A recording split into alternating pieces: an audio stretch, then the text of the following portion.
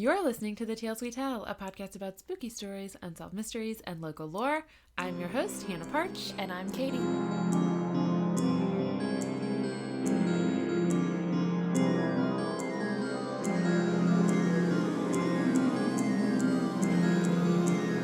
Welcome back! Felt like I should have said, and I'm nervous. Yeah, this is the really, really, really bad one. And I have tried to provide some comfort items for our studio. Mm-hmm. So Katy has a emotional support stuffed bunny from my childhood. And not stuffed like Steven is a stuffed squirrel. No. This is a stuffed, this is a plushie, if you will. Yeah, a traditional stuffed animal. I've lit a bunch of candles. Mm-hmm. I have a picture of Kelly in her birthday hat, looking very sweet. I have a picture of baby Jarek. Looking almost as happy as Kelly. Oh my gosh. They have the same expression. Yep. They're so cute. And yeah, Katy unfortunately can't be drinking alcohol. I am drinking a whiskey and Diet Coke. And instead of my normal bourbon and ginger, it's just the ginger. Just the ginger. But Katy did bring a delicious looking cake thing. Yeah, I had to go grocery shopping, and it's a cookies and cream cake slice. And like from looking just at the top of it, you can't tell that there's actually cake in here because there's so much frosting and stuff. I was going to say. But from the bottom, it's allegedly a cake. There's definitely cake in there. Okay. I was like, at the very least, there's an Oreo and a bunch of frosting. I mean, Publix does not hold back on the frosting, so, you know, if you need an indulgence, you should check them out. I recently got some double chocolate pecan cookies from there because I was picking up a prescription and, you know, I like to think of that as a chore. And so I was like, well, I have to get myself a treat for doing this adult thing. And I got those and they're really good. They are awful for getting stuff in your teeth. And I had one earlier today. They're very good for late night snacking if you're not going to be around people. Yeah, so when you go to bed, you can like lay there and just suck on the little caramel out. Yeah. Now my new tradition is I typically go grocery shopping on Sundays. Nice. Because usually it's not as busy. Mm-hmm. But lately with, you know, shortages of everything, it's been really rough. And also with the snowpocalypse that we had, the whole 1 inch of snow that we got. I'm sorry, 1 inch of ice. Yeah, it's not even fair to call it. It's not... It's like icy snow. It's like ice crystals as snow, not fluffy things. But normally, like, I can't have sushi, but I love sushi. They've got a sushi bar there, so I'll get myself California rolls, because I can at least have that. So I'll get myself, like, something from the bakery, like a cake slice, or something maybe less decadent than that guy. And then a thing of sushi. Nice. Every Sunday, and that's my lunch and dessert. Oh, well, I guess we should probably start with our socials real quick before we run everyone off. Do you want to tell everyone what our socials are? You can find us on Facebook and Instagram at The Tales We Tell Podcasts, where we post all sorts of any pictures that we talk about during the episodes and other fun content. If you want to see all that, but you don't do the social media thing, you can go to our website, thetaleswetellpodcast.com. That's where you can also, there's a contact us page. So if you want to send us a message or episode suggestion, whichever. Mm-hmm. Then if you want to support us and get yourself some sweet, sweet swag, you can go to redbubble.com, search The Tales We Tell. Or if you want to support us without all the stuff, because we've all got enough stuff, you can become a patron at patreon.com, search The Tales We Tell. And members get access to bonus content like, you know, mini episodes or bonus episodes, some original stuff, stickers, handwritten notes, and our undying love. Yep, all that good stuff. And then also, if you are listening on a platform where you can leave a review or a rating, please do, because it helps us a lot, and we would appreciate it. Okay. Thanks for jumping in on that, because I was running out of breath. That's okay. Well, I'm going to go ahead and start with a big old content warning. There's... okay. If you are squeamish. Yeah, I really can't emphasize enough. I was trying to write out everything. So what I have is graphic murder, gore, animal abuse, cannibalism, necrophilia. There's some, I don't know if we'd technically call it child abuse.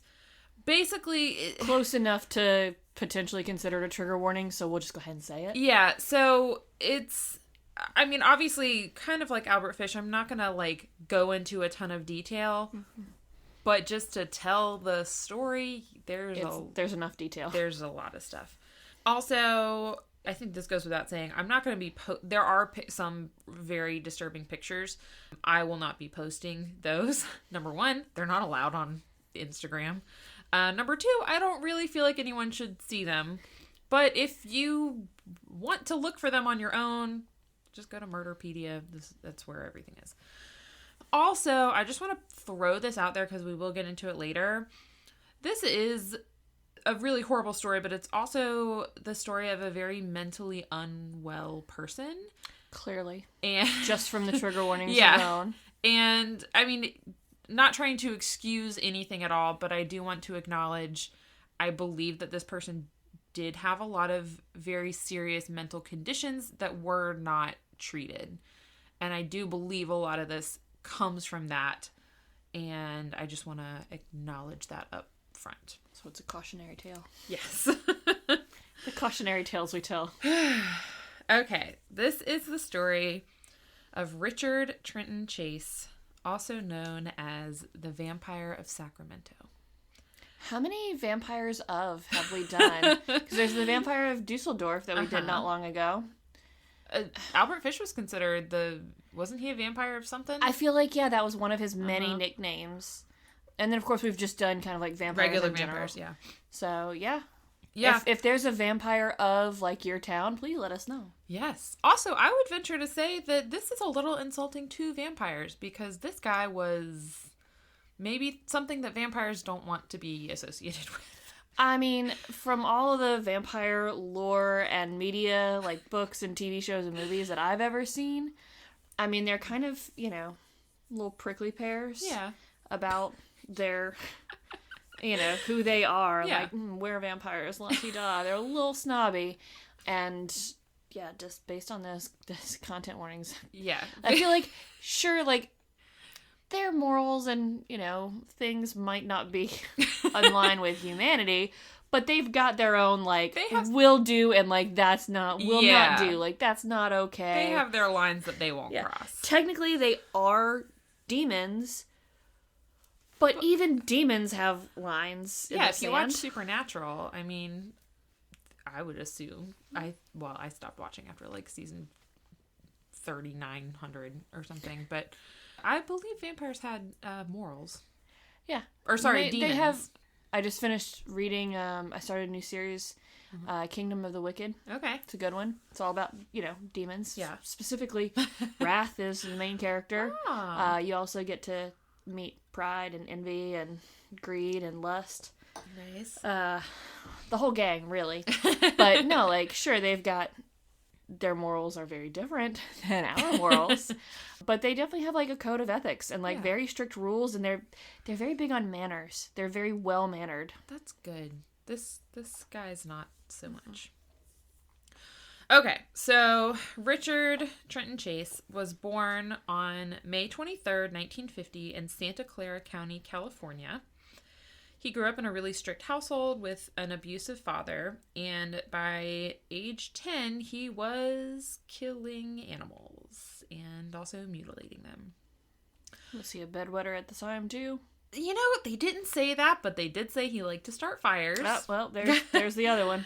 And, of course, by the time he was a teenager, he was abusing drugs and alcohol. So, starting off with a steady, sound foundation here. I have a couple pictures. Not bad ones. The ones that we can and will post. Yeah. So this is a picture of him from high school versus what he looked like at the time of his arrest. That's so sad. I know. He's a nice looking guy. Or he was at one point. He's a normal looking, like, kind of preppy looking. Yeah, from like the 1960s. Yeah. Looking just like... He's clean cut, like he's got a smile on his face, like he looks like he's genuinely smiling or happy there. Yeah, he doesn't look like the weird kid. He doesn't look like he's been doing drugs for years at this point. Yeah, and the The other picture definitely looks like he's been doing a lot of drugs and drinking. Maybe not not a ton of like super hard drugs, but just looks rough. Yeah. Maybe not someone you would give a ride to if he asked you for one. He looks a little worn out. Yeah. So he did try and date in high school. He had a couple girlfriends, but none of them ever became serious. And this was... Yeah, because it's high school. Well, I mean, some people marry their high school sweetheart. I know. He was not one of them. And this was because he could not become aroused in the presence of a woman, nor could he maintain an erection in the presence of a woman. And this bothered... So why didn't he just go get boyfriends?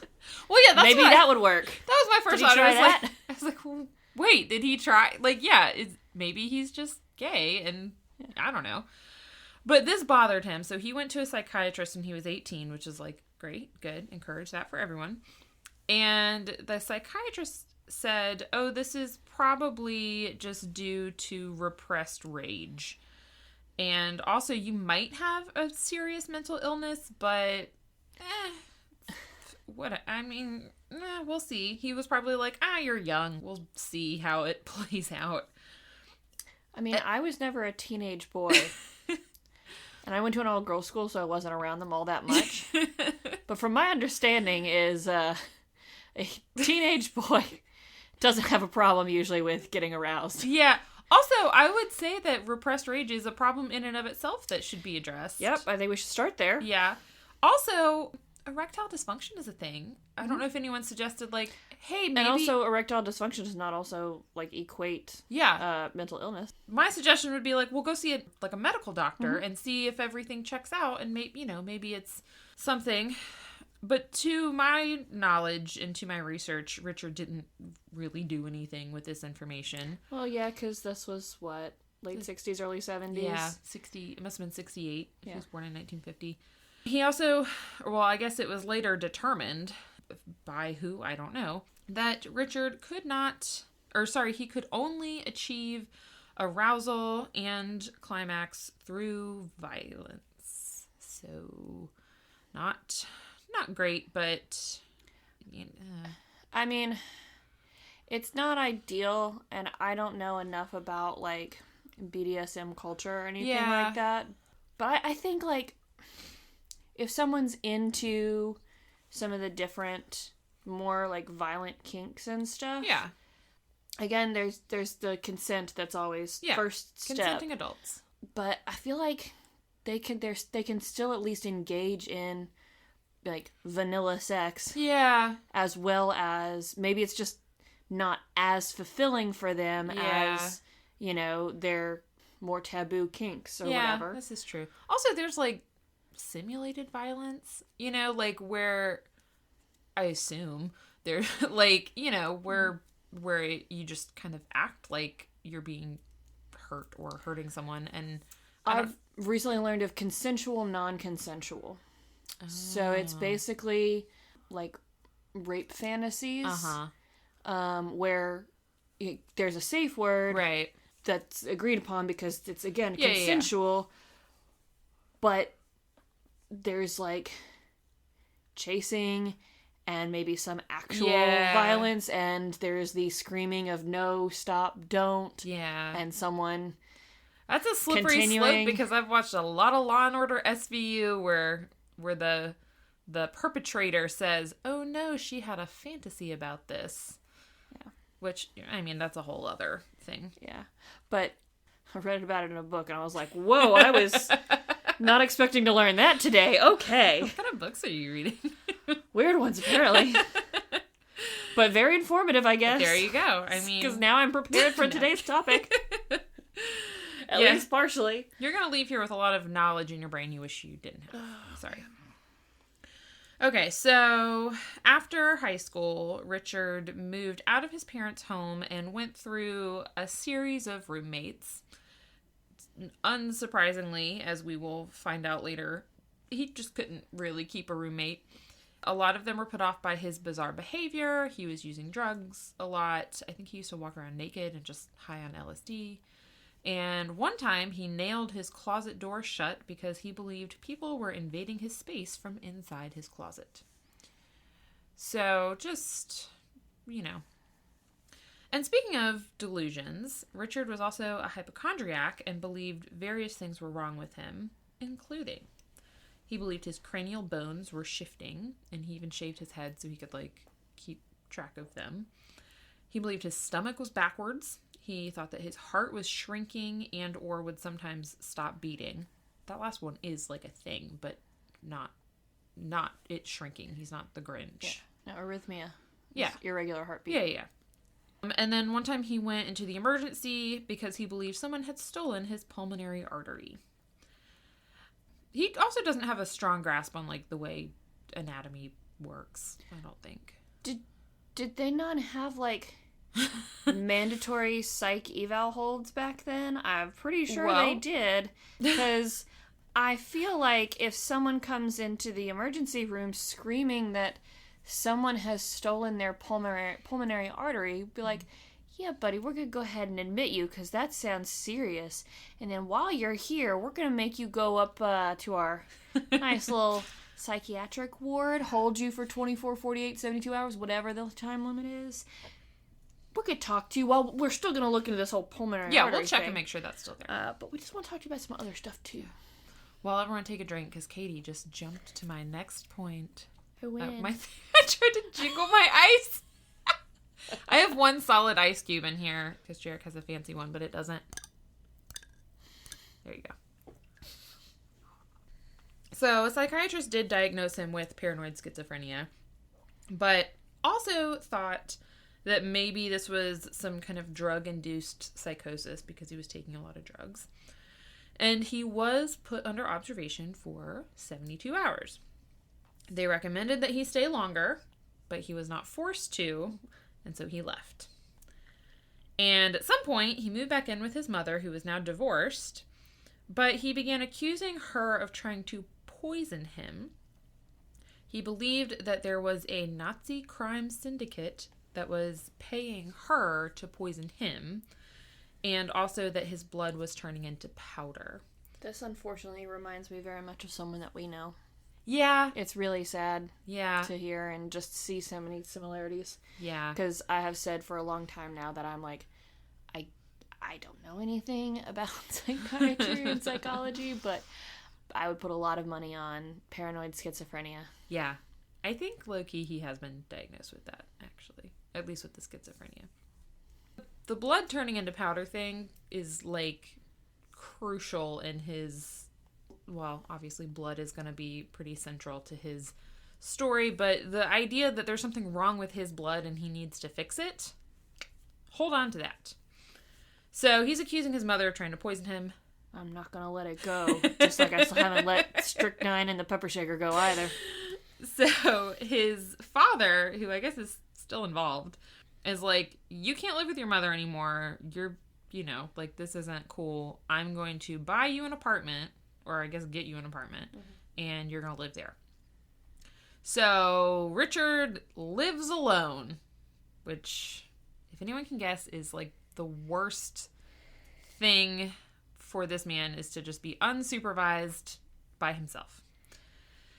Yeah, like, on one hand, I can see that, like, it might be a little less stressful for him not having people there. Yeah. But at the other hand, like, he's probably still seeing people. Yeah. Also, you're absolutely right. The whole lack of supervision it would be a concern. Yeah. But I'm not going to say, like, he's, way to go, dad, or anything. But, like, he gets 5 points for, like, even though his parents are divorced, like, clearly, like, you can't do this to your mother. Yeah. And like, I need to find a solution. It's probably not the best solution. Yeah. But he was trying. Yeah. And I do kind 5 of points. Feel for his parents because they kind of go back and forth between, like, wanting to help him and then also, like, this is too much. We need to set a boundary and you can't be here anymore. And I can't imagine how hard that was, but it's hard to place blame on any situation because the stuff that he does is... We're about to talk about some of it. Okay, so he's living alone. He begins capturing, killing, and disemboweling various small animals. And he would eat their bodies raw, but then he would take their entrails and put them in a blender with some Coca-Cola and make smoothies. And then he would drink those because he believed that those would keep his heart from shrinking. And he believed that if his heart shrank, it would eventually disappear and he would die. And so he had to drink these smoothies. Which is probably actually making him sick, unlike the other weird sicknesses he thinks he has. Because, like, when you talk about him being a hypochondriac and he's like, he thought his stomach was backwards, I was like, I didn't know that was what I thought hypochondriacs were certain that they had actual, like, medical conditions. Pretty sure your stomach can face the other way and it still works just fine. I don't know. I would assume. Like, it can't be twisted because then you got problems. Well, like, yeah. That's what the dogs have. But, like, if you just detach it and, like, rotate it and attach it again. Like, if it was just put in backwards, it seems everything's still connected. Let me double check that I've put... Yeah, did you put your baby in straight? I think I followed the blueprints right. I think I put the stomach in the right way. I don't know. Who knows where your organs are right now, honestly. Up here. Yeah, like, smushed all around. Going up a flight of stairs is no joke anymore.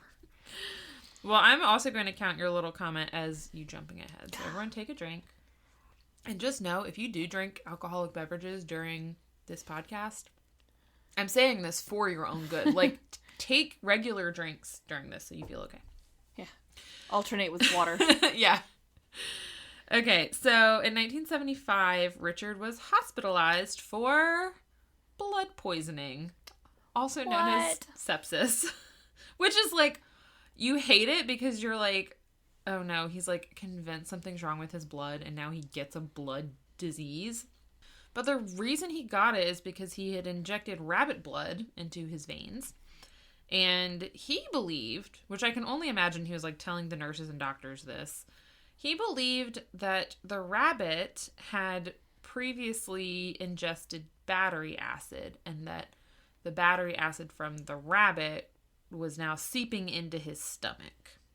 But actually, just when you put bacteria into your blood, you get blood poisoning. Also, that's why, blood typing and transfusions is such a serious thing. Yeah. Because, like... You can't just mix it. I don't know what kind of blood you have, but I can't help you. You can help me, though. What kind do you have? AB positive. Ah, I have A positive. I'm a special rare flower. So your red cells can help me. There you go. Anyone's red cells can save me.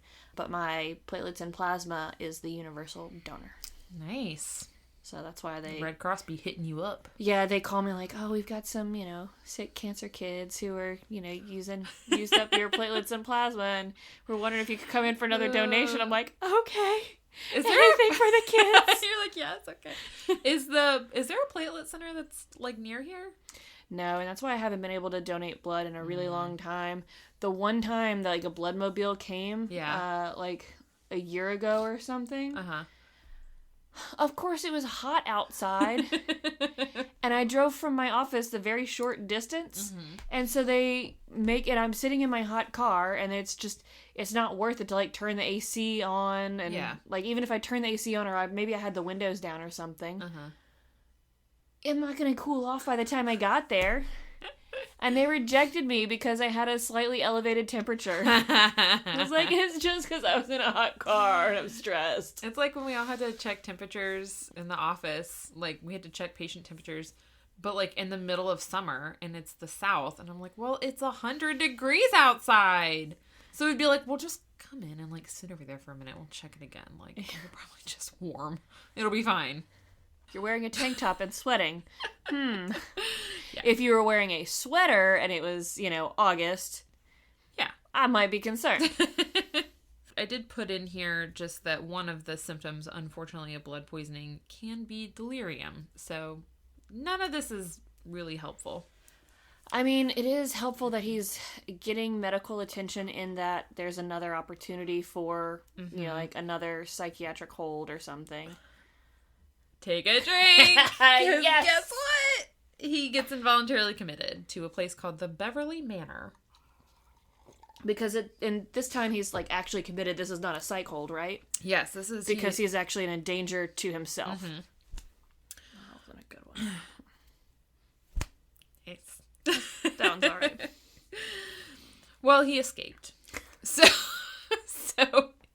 he escapes. He goes back to his mom's house, and thank God his mom was like, aren't you supposed to be somewhere else? And so not here terrorizing me. And so they come get him. Now he's committed to an institution for the criminally insane.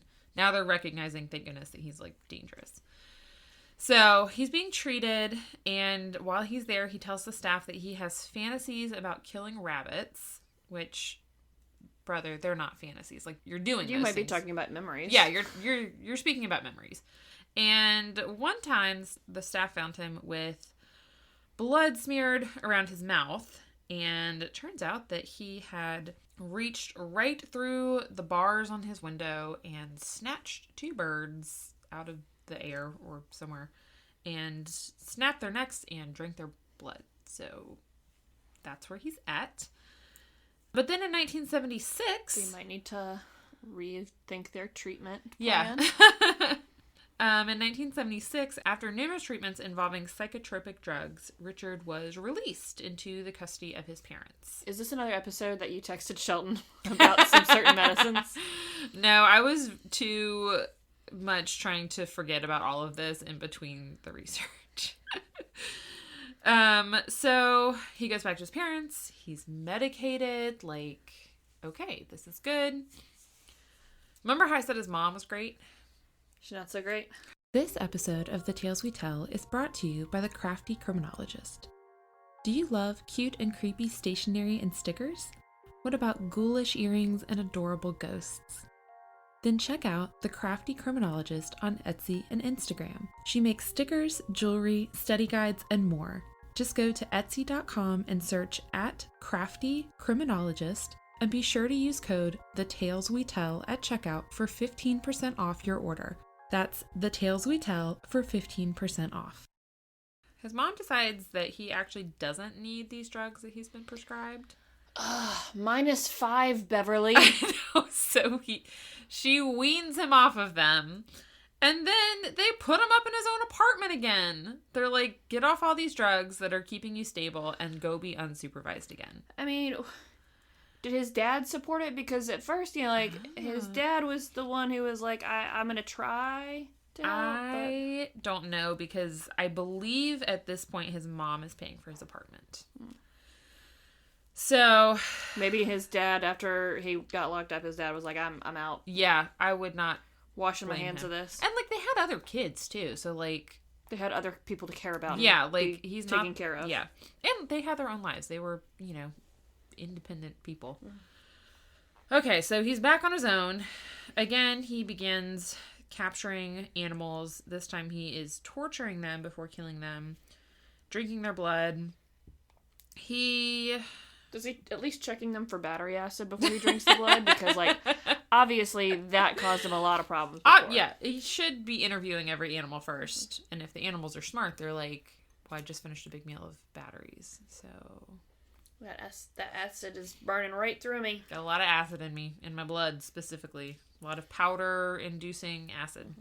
And something funky going on with the meat part, too. So, even if you wanted to bypass the blood... None of that's good. I would not go for the meat. It's all terrible. It's spoiling. Oh, so he is also... kidnapping his neighbor's pets. And at one point, he calls his neighbor and tells him what he has done to his missing pet. And I'm not going to specify because it makes me really sad to do that. Meanwhile... Bad enough that you have to know. Yep, bad enough. I read it and the words are in my head. Meanwhile, Richard is also developing an obsession with guns and has bought a whole bunch of handguns. So, good for him. And he's also stopped taking care of himself. So he stopped bathing and brushing his teeth. And his weight dropped to about 145, which he's 5'11". And so I looked up the quote-unquote ideal weight for a man who's 5'11" is between 155 and 189. So he's, like, lanky. He's not, I wouldn't say he's, like, you know, skeletal or, like, malnourished, but he's, just like... coke addict skinny. He's skinny. Okay. I have a point where we're gonna, like, take a little mini break. I promise. So one day in 1977, Richard showed up to his mother's house. He knocks on the door, and she opens the door, and he thrusts a dead cat in her face. And then he threw the cat on the ground, ripped it open with his hands, and began smearing its blood all over himself while screaming. And his mother just quietly went back inside and didn't tell anyone about it. Bet you're regretting taking him off those drugs now, huh, Beverly? I don't know her actual name. I like Beverly. We'll go with that. I don't think I ever learned it. I don't know if you're just desensitized to it at this point, but if someone was, like, ripping open a cat in front of me, I don't know, call the cops or something. No, I mean, this is her son. Mm-hmm. So there's that. And then B, like, this is also the woman who, after he'd been institutionalized for the criminally insane, decided that he was clearly doing better, decided that he didn't need the medication, and basically she brought him back to this level. So I don't know if it's being desensitized to it or just flat out denial or what, but you're, like, so much guilt that you're just gonna ignore it. Well, I mean, like that one mom who with the chicken farm murders. She knew that it was pedophilia and murder, and did what she could to cover it up. And then, you know, did what she could to just ignore it all. Yeah, and I read about a separate relationship, basically a neighbor he had. But she said something to the effect of she didn't want to call the police and risk making an enemy out of him. Like, it's like, well, if I call the police and it's nothing, then he's going to know. Or, you know, if I call the police and he, you know, what are they going to do? He's going to be mad at me because he's going to know that I called the cops. So... Oh, yeah, no, I mean, with someone clearly that unstable, like, you don't know if they're ever going to turn it around on you. Yeah. Which... There's also, I'll just go ahead and say this. There's, like, the fact that he didn't, I mean, he's gonna murder some people, obviously. I think that's clear. But, spoiler. Headed straight to Murder Town. Spoiler alert. But, like, there's a couple instances of, like, close calls, like, like, man, if you had known what he was getting ready to do or what he had just done, like, good grief. And we also have, like, I'm going to call her the hero of the story. She's just our, like, you go girl of the story. I'm glad we have one of those. Yeah, we got to pick them when we can. On August 3rd, 1977, Nevada State Police found Richard's car stuck in a sand drift near Pyramid Lake, Nevada. Inside the car, they found 2 rifles, a pile of clothes, a bucket of blood, and a liver. And... just, like, the liver just, like, thrown on the seat? I think just hanging out. Yeah, I don't think it was in the bucket. And they find Richard nearby. He is naked and covered head to toe in blood and screaming. And when they catch him, he says the blood was his own and that it had leaked out through his skin. We call that cuts, dear. I think he was thinking, like, osmosis. Just oozing from his pores. Just oozing out. And the liver turned out to be a cow's liver, so everything was fine. And then December 27th of 1977, Richard fired a .22 caliber handgun into the home of a Sacramento woman, but no one was harmed. He just, for funsies, was shooting at a house. And then on December 29th, according to him, he was upset because his mother had told him recently that he couldn't come home for Christmas, which, again, you know, whatever. So he was driving around and I guess just shooting his gun out the window of his car and ended up shooting a 51-year-old man named Ambrose Griffin, who had been helping his wife bring in the groceries. And he was not caught for this, but ballistics was able to match the bullet that killed Ambrose to the bullet that had been shot into the house of the woman. And investigators would later speculate that this was a, quote, warm-up murder for Richard. It was probably he realized that, like, it was an accident, but oh, I killed someone. I can do this. Yeah. I'm ready. Yeah. And this is where we're going to take a quick break. So everyone, take a breath. Go cuddle an animal. Call your mother if you have a good relationship with her. Have a drink of something. And I'm going to have a bite of this cake. Prepare yourself because it's about to get rough. It's about to get really bad. Before we start again, because the next part is just awful basically until the end, I wanted to share a sweet part of a message that a listener sent us. Literally sent like an hour ago. And I read it and I started crying because it was really sweet. It's from our listener Tammy, who has been binging our episodes. Mm-hmm. And this is just part of it. But she said, I wanted to say, don't give up. I know that you haven't. And I do know this must be hard to keep up with and have a job. Just know I love this show. It gets me through the day. I laugh and a couple times almost cry. And I just feel like you guys are old friends I've known forever. That's so sweet. I know. Now I'm gonna cry. I know. Tammy, whenever you get to this episode, first of all, I'm sorry that I put this sweet message in such a horrible episode. But just know that I was reading that in the middle of a game of Rummikub with Jarek, and I started crying just because it means so much to us and to me. And I'm just really glad that, like, this podcast brings people happiness on some level. So maybe not every episode. Maybe not every episode. And on that note, we're back. And I hope everyone got their drinks or hydration. We ate a cake.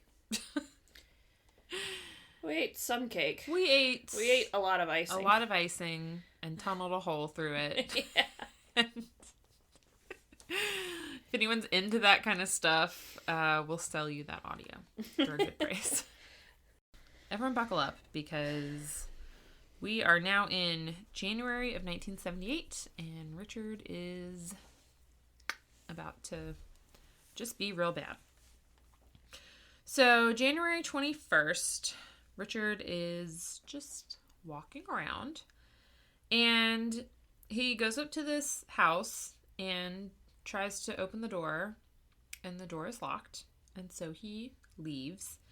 I think I didn't write this part down because there was just a lot of like, he tried to go into a house and the door was locked. But there was one situation where the woman was, I forget why she was outside. Maybe she was just pulling up or she was coming around from back. But she sees him try the door, find that it's locked, and then go try the window. And she just walks up to him and is like, what are you doing? And he just stares at her and then lights a cigarette and walks away. So he's just basically going around trying door handles. And while he's walking around, he runs into an old high school classmate named Nancy Holden.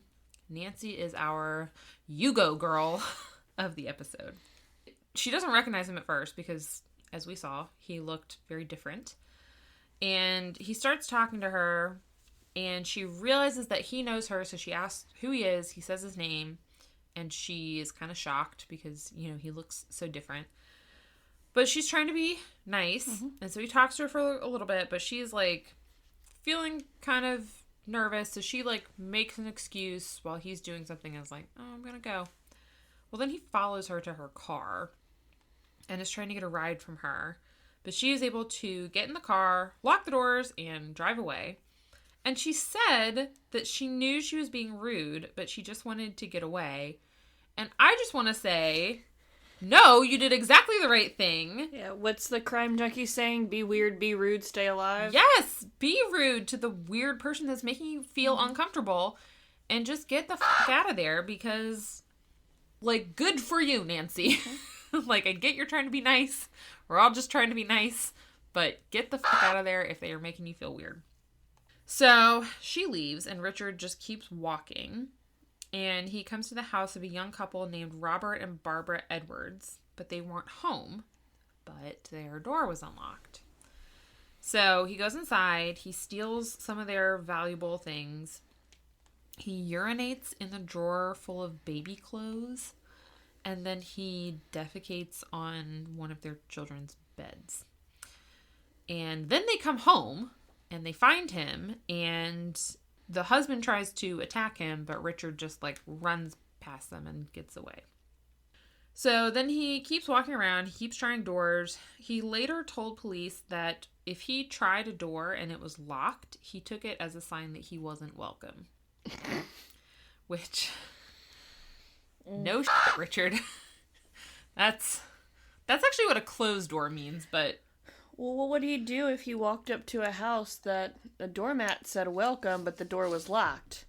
Seems like quite the conundrum for him, because, like, the mat's telling him that he's welcome, but the door is saying that he's not welcome. Like, how does he reconcile that? This is why you should never have a doormat that says welcome. You should have one that says, go away! Or leave by 9, or something. We just got a new one that has a chunky tiger on it. It says, welcome home, I am not fat tiger. I'll explain that story later. Okay, I was like, I don't understand that joke. Does not compute. Okay. That's probably why we got it. So, he also said, well, if the door was unlocked, he took that as, like, a sign that he should go in. Which is terrible. And poop on kids' beds. Yeah. Terrible way to think. So, eventually he comes to the house of David and Teresa Wallen. I'm going to show you a picture of Teresa. That's Teresa. Oh. She's 22, and she is 3 months pregnant. And unfortunately, she was home, but she was taking the trash out when Richard tried the door. So the door was unlocked, because who locks the door when you take the trash out? The answer is me now. And so he goes inside, and he surprises Teresa when she comes back in. Shoots her 3 times. Once in the hand, because she held up her hand, and twice in the head. And then he dragged her body to the bedroom. And he raped her corpse while stabbing it repeatedly with a butcher knife that he got from her kitchen. He cut open her body and removed her organs. He collected the blood in a bucket. And then he took the bucket into the bathroom and bathed in it. And then he returned to the bedroom, cut off her left nipple, collected some of her blood in an empty yogurt container and drank it. And then, before he left, he went into the backyard, found a piece of dog feces, and stuffed it down her throat. So some of these things, were they in, like, later confessions, or was this all stuff that they were able to glean forensically from the crime scene? I think most of it they were able to get from the crime scene. There were rings, like, of blood where the bucket had been. They found the yogurt container. Obviously, the condition of her body. So they had a dog. They had, like, a German Shepherd, and thank God he didn't do anything to the dog. But her husband basically came home and found her like this. So that was January 21st. On January 23rd, he purchased 2 puppies from a neighbor. Just go through it fast, rip it off like a Band-Aid. He killed them and drank their blood, and then he left their bodies in the neighbor's lawn. And I just want to take this opportunity to say, don't sell puppies, rehome them for a fee, or take them to a no-kill shelter. Also, don't sell puppies to guys that look and act like this. I'm just... Okay. January 27th. I'm going to take a drink real quick. But also don't give away puppies for free. Always charge something, because that way it becomes an investment and people are more likely to take care of their investments. Also, spay and neuter your animals. Just don't have puppies. How about that? No more cats and dogs. Just saying, if people spayed and neutered their pets, we wouldn't be in this situation. It's the whole reason for this. It's not. I'm kidding. Okay, January 27th, Richard decides that was kind of fun, what I did earlier. I'm going to go for a walk again. So he comes upon the home of Evelyn Miroth, who is 38. I have a picture of her. So this is Evelyn, her 6-year-old son, Jason, and then her nephew, who is almost 2. His name is David. So she's babysitting David at her home. So Jason's there. And then her friend Dan Meredith had come over to kind of help with the kids. So Richard goes into the home and immediately shoots Dan twice in the head. He takes Dan's wallet and his car keys, and then he shoots the children. And then he finds Evelyn. She had been taking a bath when he came in, so she's still in the bathroom. He shoots her once in the head, and then he drags her body into the bedroom. Then he sodomized her corpse as he drank blood from various cuts that he made in the back of her neck. He stabbed her at least half a dozen times in the anus, to the point that he penetrated her uterus. He stabbed her in multiple organs, causing blood to pool in her abdomen, which he then cut open and collected all of that blood in a bucket to drink. He tried to cut her eye out. Then he took David's body and dragged him into the bathroom, split open his skull, and ate some of his brain matter. The mistake that I made earlier was I thought he took the full-grown man into the bathroom, where in fact he took the 2-year-old, which made it way worse. So at this point, a 6-year-old little girl who was supposed to have a play date with Jason. So Jason hadn't shown up to this, obviously, so she was sent over to, figure out where he is. She knocks on the door, and it made Richard, leave. He was like, oh, someone's here. So he takes Dan's car. He took David's body with him. I'm just going to say this one really quick because we don't need to dwell on it. Like a Band-Aid. At home, he cut off the penis and used it as a straw to drink blood from the body. Then he ate some of the organs and made smoothies with the rest. And then he disposed of the body by a church. It's one hell of an escalation. It is really bad. And I am sorry everyone now has to know those things. First of all, if he wasn't already crazy, he is now because he ate raw brains, and that's how you get a prion disease. So, woohoo! Great!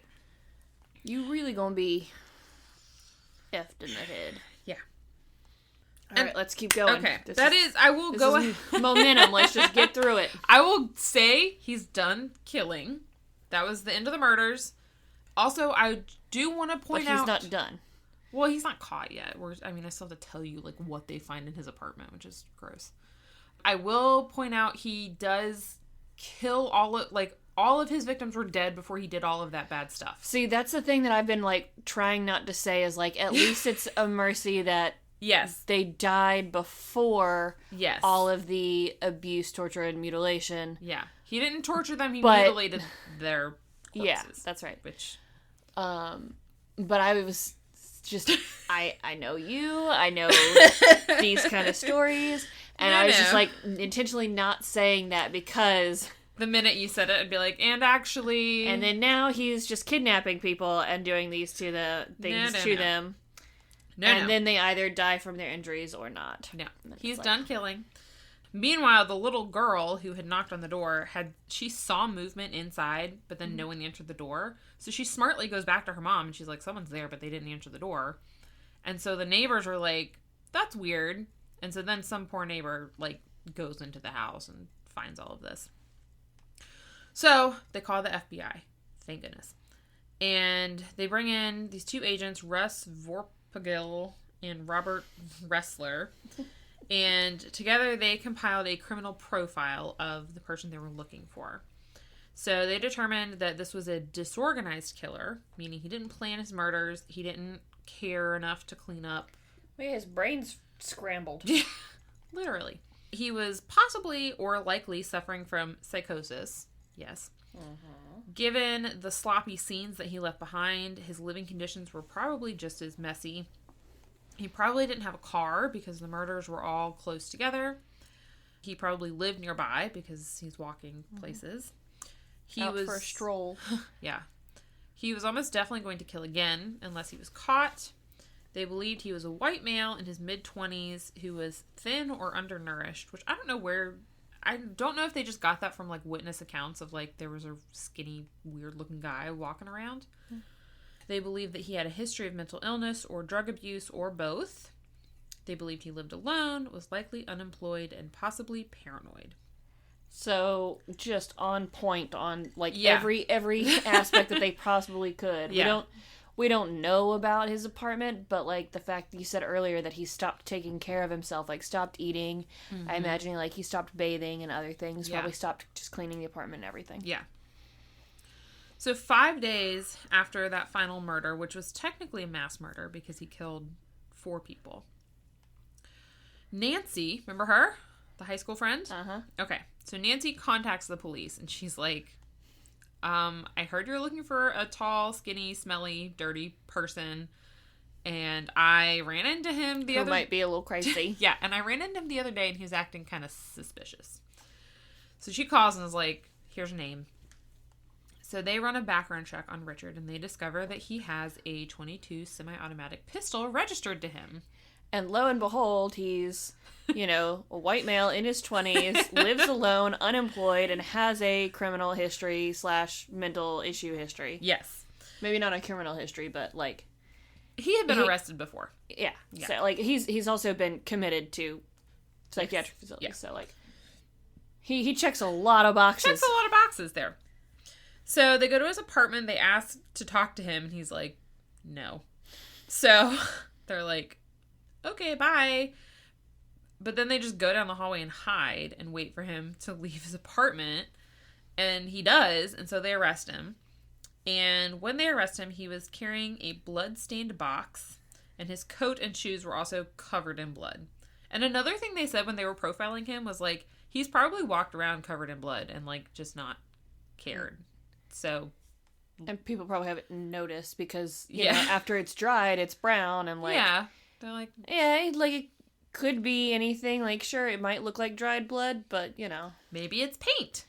Maybe it's red clay. I mean, the brain does try to rationalize what the eyes are seeing, so... This has just made me so much more paranoid of, like, any weird-seeming person that I encounter.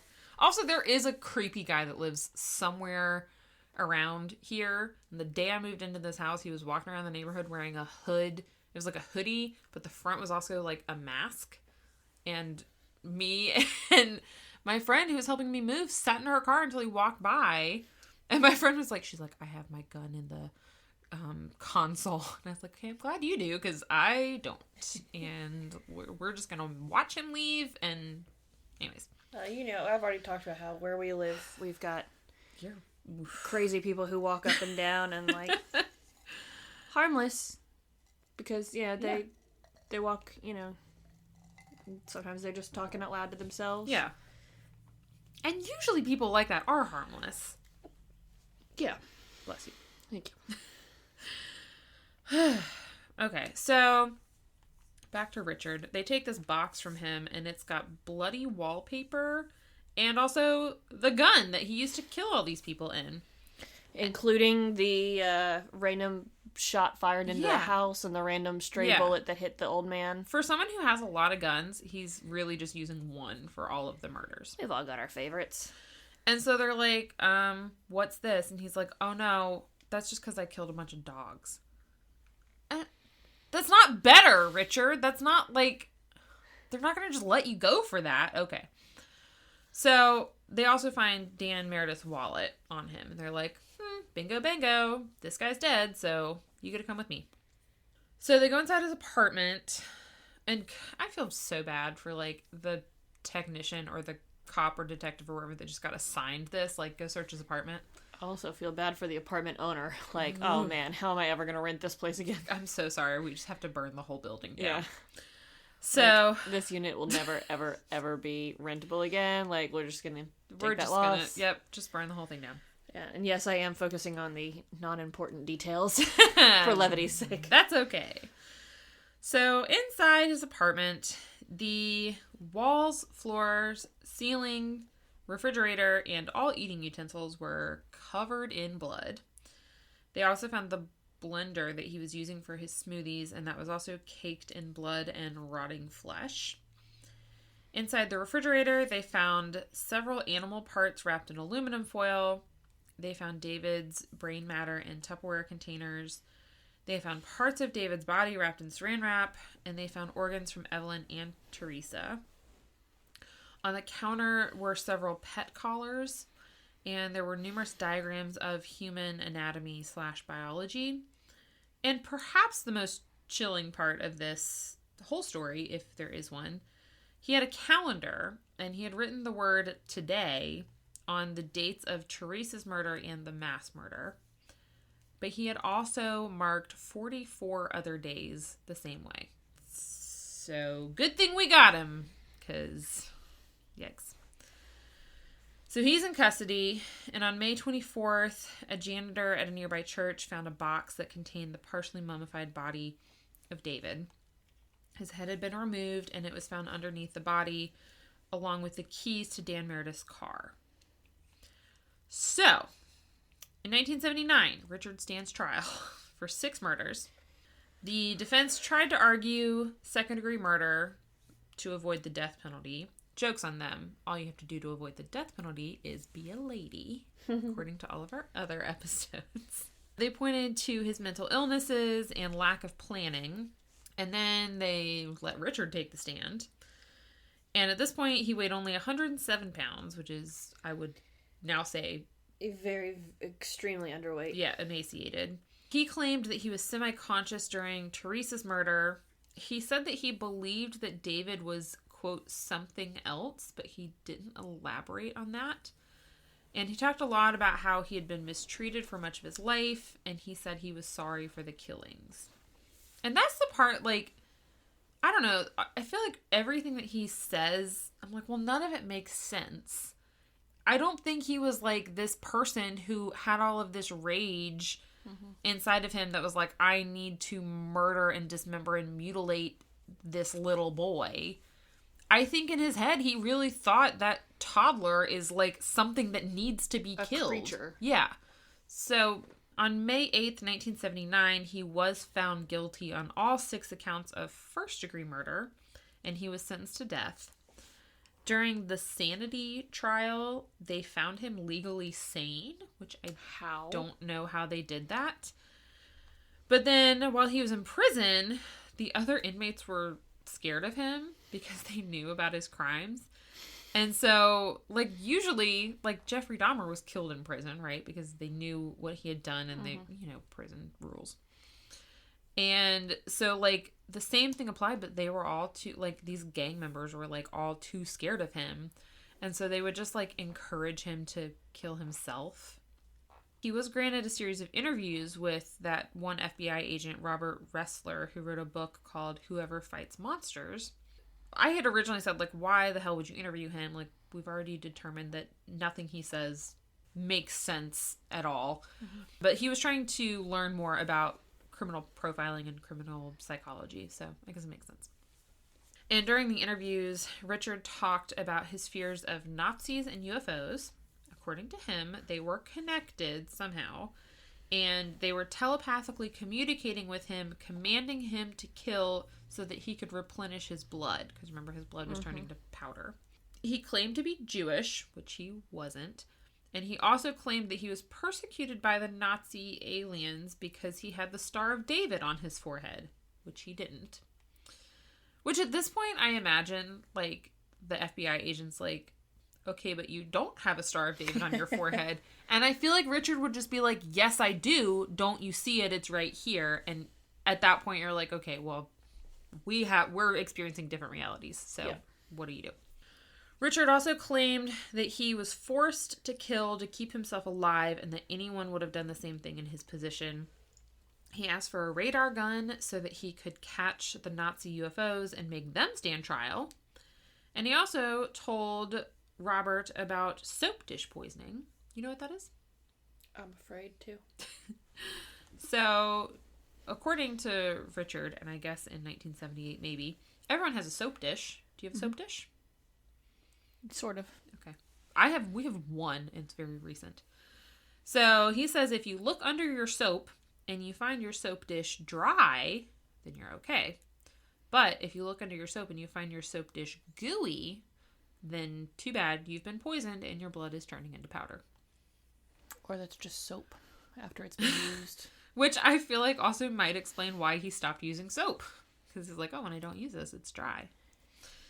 I still don't understand how he can be found. Like, I don't know. Like, clearly this dude is messed up. Mm-hmm.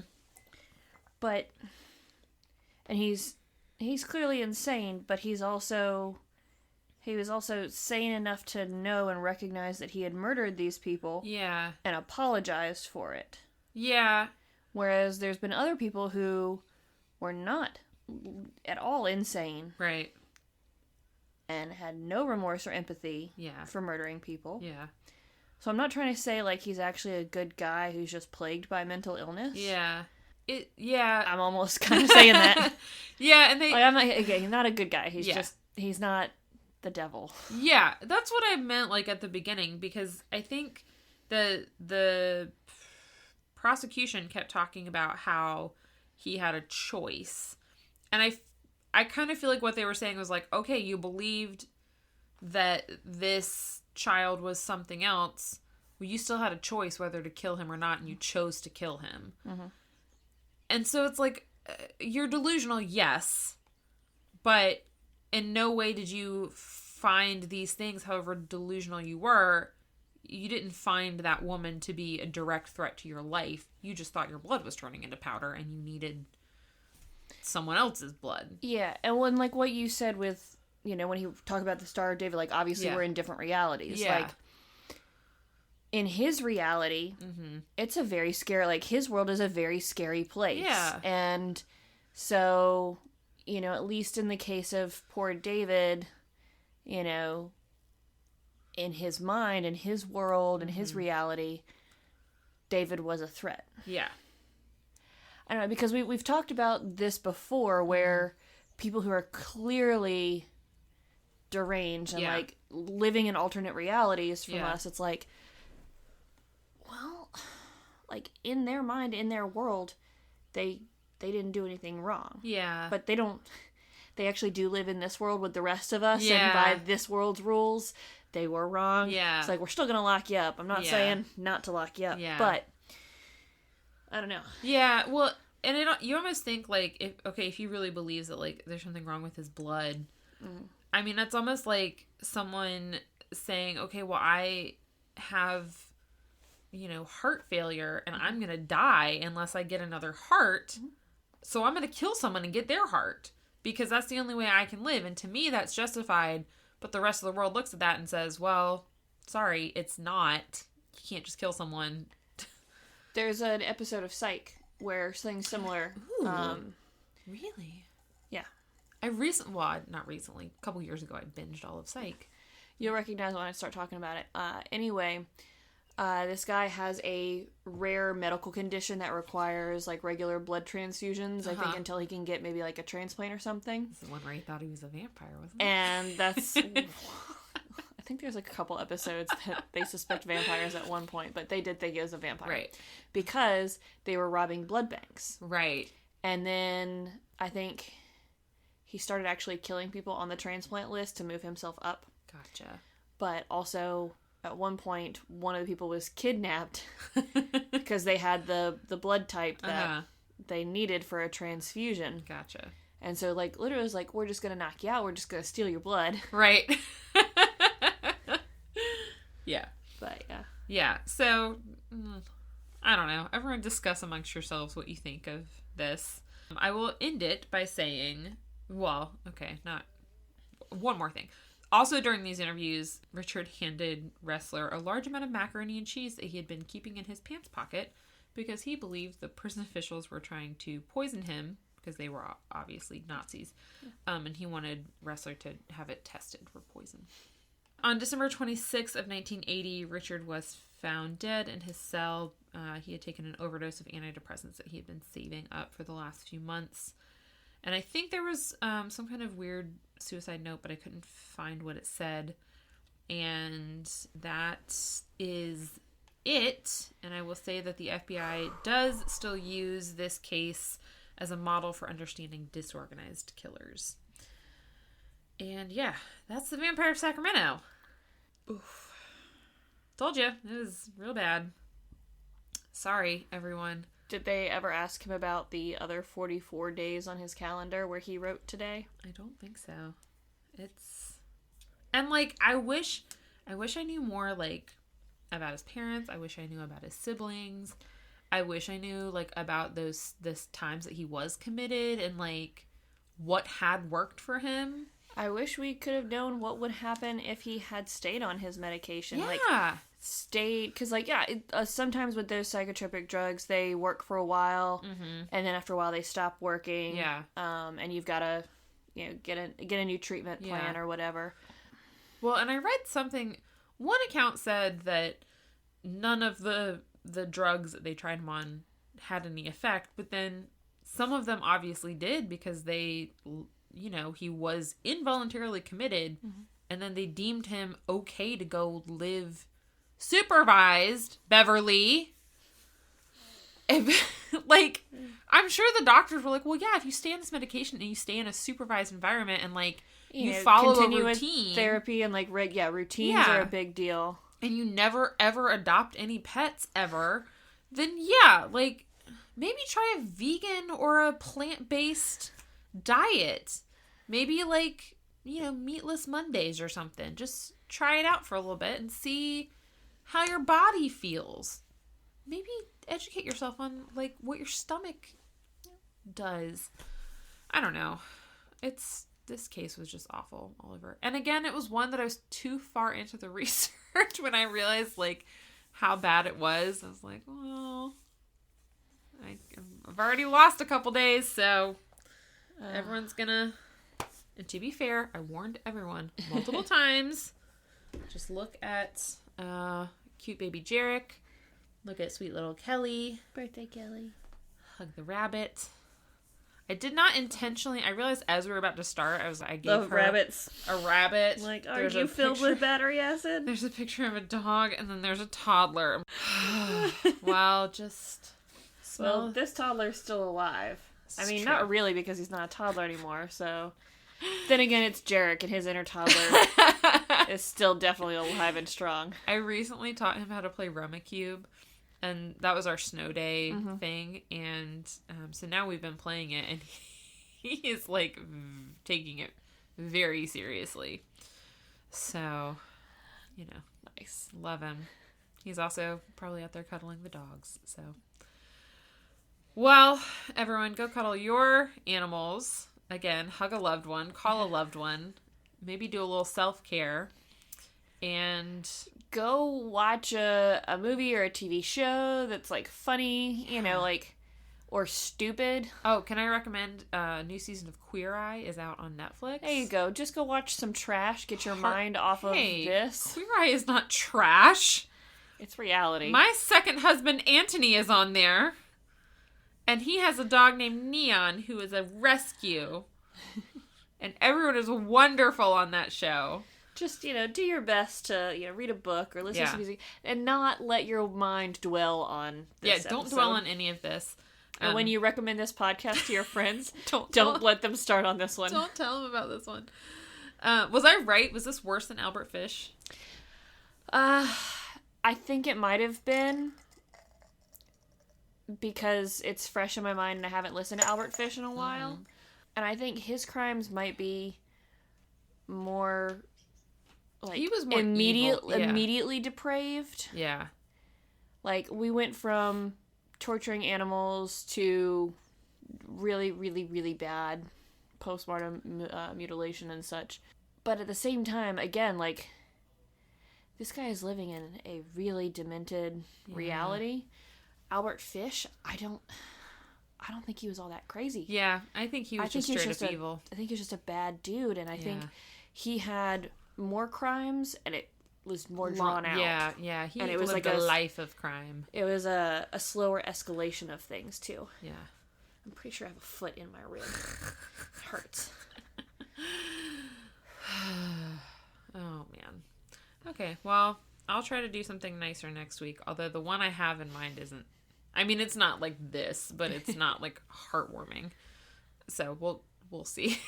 Maybe I'll do a jackalope or something. So I had to say, we need a creature. I know. I need to do another creature feature. I've got the research ready. I just need to type it all up. And it's just, I'm so tired all of the time.